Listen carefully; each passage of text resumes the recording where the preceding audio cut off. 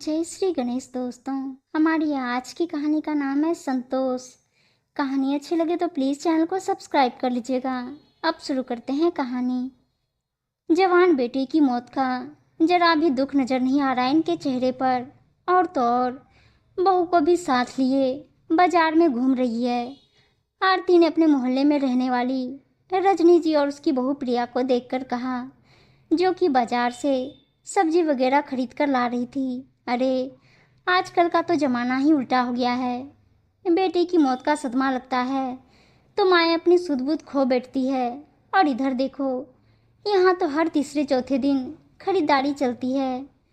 एक और महिला आरती को जवाब देते बोली, इसकी बहू ने तो अपनी बुटीक पर भी जाना शुरू कर दिया है। क्या फ़र्क पड़ता अगर कुछ महीने रुक जाती। इसका काम करना इतना ज़रूरी है, पति के जाने का शौक तो मना लेती। एक तीसरी महिला उनकी वार्तालाप में शामिल हो गई।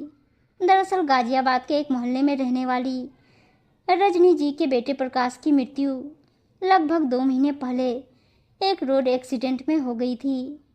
रजनी जी के पति सरकारी अफसर थे और रिटायर्ड थे, और बेटा प्रकाश एक मल्टीनेशनल कंपनी में नौकरी करता था।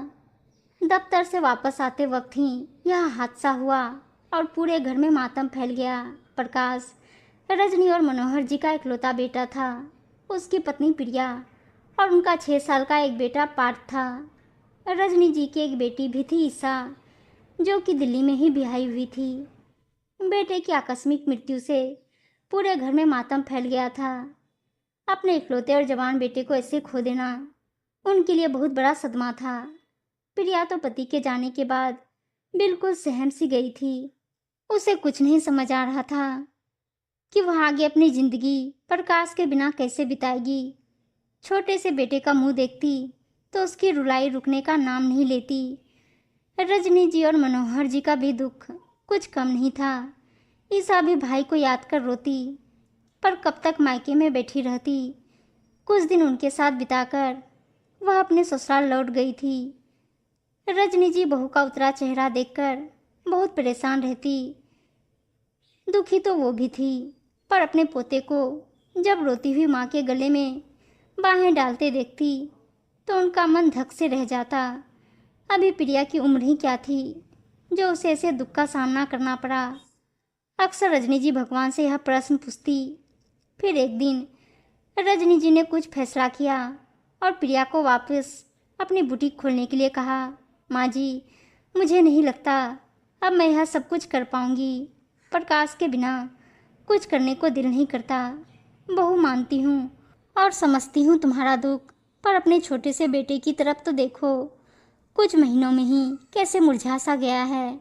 उसके पिता की कमी तो कोई पूरी नहीं कर सकता, पर माँ होने के नाते अब तुम्हें दोहरी जिम्मेदारी निभानी होगी।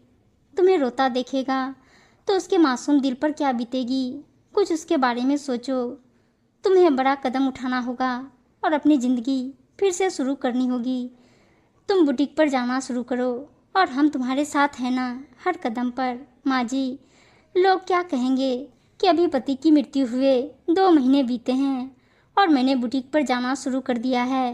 लोगों की सोचती रहोगी तो कुछ नहीं कर पाओगी, और कुछ तो लोग कहेंगे। अगर ऐसे ही बैठी रही तब भी लोग कहेंगे कि अपने छोटे से बच्चे का मासूम चेहरा नहीं दिखता इसको। अपने बूढ़े सास ससुर के लिए ही कुछ करती, सारा दिन रोती ही रहती है। और अगर तुम थोड़ा मुस्कुराओगी तब यही लोग कहेंगे, देखो पति के जाने का गम नहीं, बिल्कुल कैसे हंस रही है। इसलिए लोगों की परवाह करनी छोड़ो और अपने कदम बढ़ाओ। जिंदगी बहुत लंबी है, इसमें आई मुश्किलों का सामना तुम्हें अपनी हिम्मत से करना होगा। प्रिया के सास ससुर और माता पिता के समझाने पर प्रिया ने फिर से बुटीक जाना शुरू कर दिया। रजनी जी भी उसको शाम के समय बाजार ले जाती, कभी सब्जी खरीदने के बहाने, कभी पोते पार्थ को घुमाने के बहाने। पर लोगों की आंखों में उन्हें देखकर जो भाव आते थे वह उनसे छुपे नहीं रहते थे। प्रिया कई बार हड़बड़ा जाती, पर उसी समय रजनी जी मजबूत हाथों से उसका हाथ थाम लेती। लोगों की परवाह किए बगैर उन्होंने अपनी बहू और पोते को फिर से जिंदगी जीने के लिए प्रेरित कर दिया था। प्रिया काफ़ी हद तक सामान्य हो गई थी। बुटीक के साथ साथ वह घर और बाहर की जिम्मेदारी भी निभाने लगी थी। मनोहर जी भी उसका साथ देते। प्रिया के भाई भाभी भी बहुत अच्छे थे। ईशा भी आती रहती। पूरे परिवार का साथ पाकर प्रिया फिर से जिंदगी जीने लगी थी। पार्थ भी अब खुश रहता, माँ के साथ खेलता, दादा दादी से कहानी सुनता।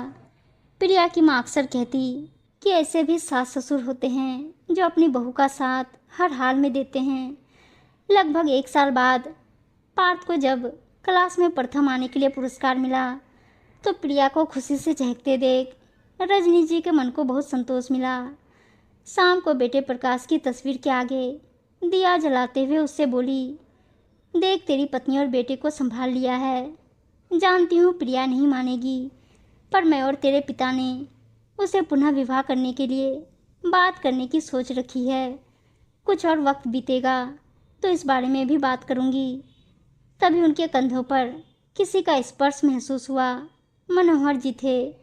दोनों की आंखों में आंसू थे, पर मन में एक संतोष भी कि बहू और पोते को एक बड़े दुख से उभरने में वह कामयाब रहे हैं। इसके लिए चाहे उन्हें अपना दिल कितना ही पत्थर क्यों ना करना पड़ा। लोग क्या कहेंगे, इस बात को दरकिनार कर उन्होंने अपने बहू को जीवन जीने की राह दिखा दी थी। उम्मीद है दोस्तों कहानी अच्छी लगी होगी, और अच्छी अच्छी कहानियाँ सुनने के लिए चैनल को सब्सक्राइब और वीडियो को लाइक शेयर जरूर कर दीजिएगा। धन्यवाद दोस्तों।